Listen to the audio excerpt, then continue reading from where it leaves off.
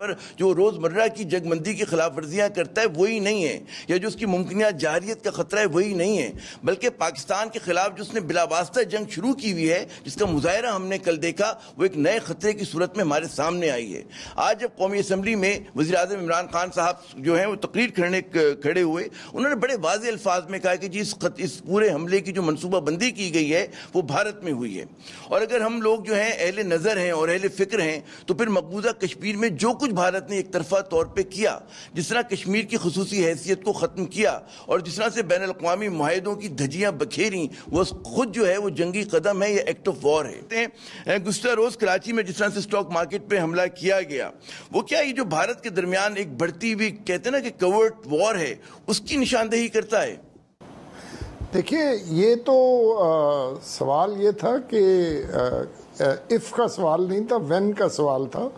یہ اجیت دوال نے بہت عرصہ پہلے کہا تھا، اور کچھ عرصہ پہلے ان کے ایک سابق آرمی چیف نے بھی بیان دیا تھا کہ پاکستان کو انٹرنل سٹرائف کا شکار بنانا ہے۔ اس کی ایک بیک گراؤنڈ ہمیں ضرور سمجھنی چاہیے۔ 2001 میں اور اس سے پہلے بھی بھارت جو ہے وہ پاکستان کی سرحد پر فوجیں لا چکا ہے، اور پھر کافی عرصہ بیٹھنے کے بعد ان کو واپس جانا پڑا، اور یہ مڈ 2000 کی بات ہے، 2005 یا 2006 کی بات ہے۔ اس کے بعد یہ فیصلہ ہوا کہ پاکستان کو اندرونی خلفشار کا شکار کیا جائے گا تاکہ وہ امپلوڈ ہو اور اندر حالات خراب ہوں۔ اس کے دو مقاصد نظر آتے ہیں، ایک اسٹیٹ آف پاکستان کے اندر لوگوں کا اعتماد جو ہے وہ کم کرنا یا اس کو مجروح کرنا، اور دوسرا جو اسٹیٹ سیکیورٹی انسٹیٹیوشنز ہیں، خواہ وہ فوج ہے، رینجرز ہے، پولیس ہے، ان کو جو ہے ایک کمزور دکھانا کہ عام آدمی کی جان و مال کی حفاظت کرنے میں یہ ناکام رہے ہیں۔ اسی کے تناظر کے اندر یہ جو سٹاک ایکسچینج پر حملہ ہوا، اور اس کو ہمیں دیکھنا پڑے گا کہ پچھلے کوئی 4-5 ہفتوں میں رینجرز کے اوپر 4 حملے ہوئے سندھ کے اندر۔ وہ حملے جو ہیں وہ میرے حساب میں کسی نہ کسی طریقے سے اسی کا ایک حصہ نظر آتے ہیں۔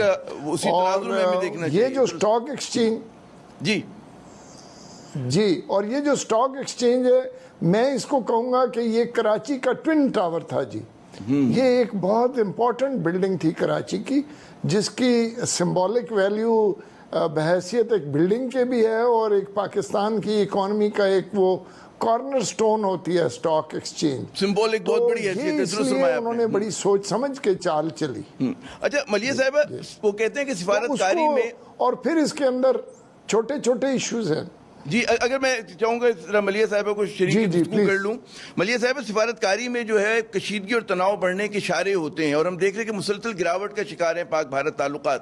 اب جو تازہ ترین جو وہ ہے پیش رفت ہوئی ہے کہ جی 50% جو بھی رہ گئے تھے ہمارے یہاں پاکستان میں، ان کے سفارتکار رہ گئے تھے، اب پاکستان کے بھارت میں تھے، ان کو جو ہے واپس بلانے کا عمل شروع ہو گیا ہے۔ آپ یہ دیکھ رہے ہیں کہ جو گرما گرمی ہے سفارتی محاذ پر ایک تسلسل ہے، یہ کس چیز کا اندیشہ ہے، کس چیز کا خدشے کو ظاہر کرتی ہے چیز؟ جی دیکھیے، اس میں کوئی تعجب کی بات نہیں ہے کہ ہندوستان کی جو حکومت ہے، جو کہ ایک رائٹ ونگ فیشسٹ کمیونل حکومت ہے، جس کے ایکشنز اور جو پالیسیز ہیں اندرون Hindustan as well as Kashmir, occupied Kashmir کے حوالے سے، وہ تو ہم سب کے سامنے ہیں۔ لیکن اس کے ساتھ ساتھ آپ یہ دیکھ رہے ہیں کہ اس گورنمنٹ نے 2-3 چیزیں کرنے کی کوشش کی ہے۔ ایک تو یہ ہے کہ میں سفارتی ایشو پہ ابھی آتی ہوں ایک سیکنڈ میں، مگر آئی تھنک پورے کانٹیکسٹ کو ہمیں دیکھنا چاہیے۔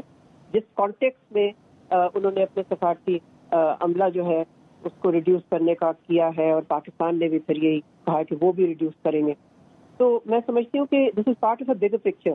اول تو یہ کہ انہوں نے جو کوورٹ وار ہے پاکستان کے خلاف، اس کو انٹینسیفائی کیا ہے۔ وہ اتنی کوورٹ بھی نہیں رہی، وہ خاصی اوورٹ ہو گئی ہے۔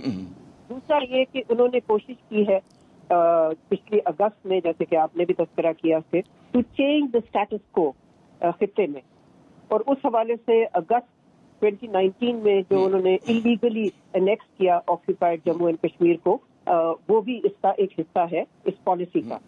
اور ساتھ ساتھ مجھے پتا ہے کہ آپ اس سوال پہ بعد میں آئیں گے، لیکن ساتھ ساتھ لداخ میں جو ہوا ہے ہندوستان اور چین کے درمیان جی وہ بھی ہندوستان کی طرف سے ایک کوشش تھی ٹو پش دا بارڈر ان سچ اے وے کہ جو ایک ٹیریٹوریل ڈسپیوٹ ہے اور وہاں پر ایک انفراسٹرکچر اپنا بنا کے وہاں پر بھی اسٹیٹس کو تبدیل کر دیا جائے.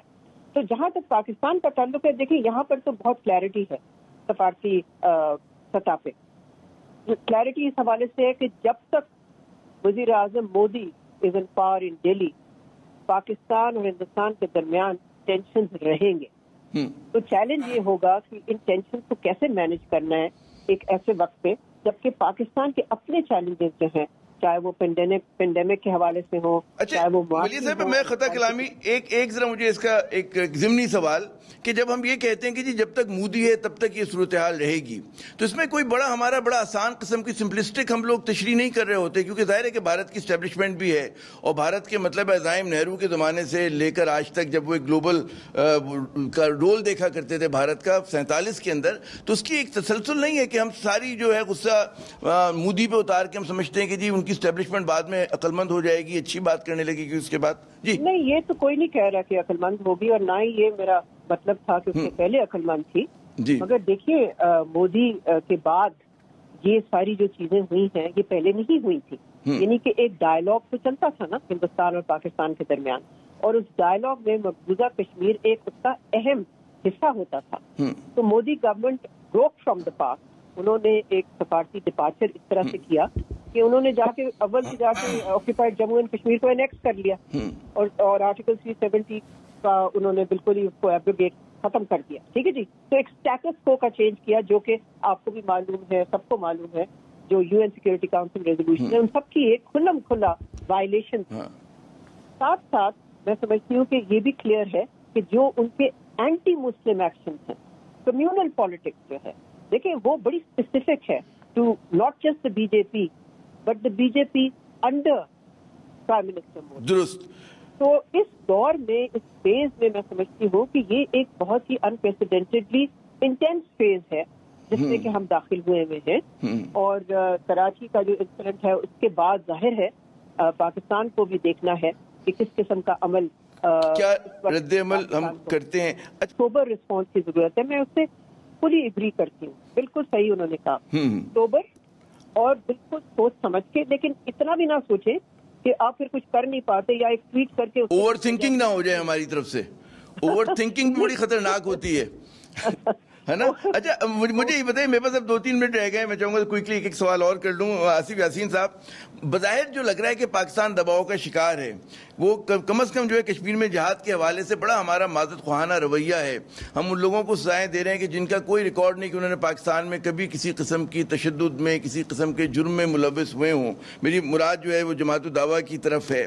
تو کیا یہ صحیح پالیسی ہے کہ ہمارے وزیر اعظم کہتے ہیں کہ جی ظاہر ہے کہ جب آزاد کشمیر کے لوگ اگر اپنے بھائیوں کی مدد کرنا چاہیں تو ہمیں کیا روکنا چاہیے انہیں؟ دیکھیے یہ بڑا پیچیدہ مسئلہ ہے جو آپ نے اٹھایا ہے.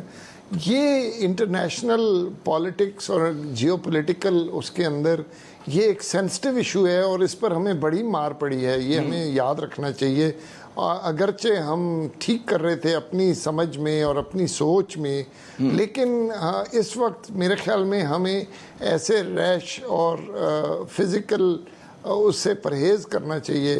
پہلے ہم پر الزام تھا کہ ہم نے افغانستان میں دراندازی کی پھر بھارت والوں کا الزام تھا ہم نے وہاں کشمیر میں بھی کی.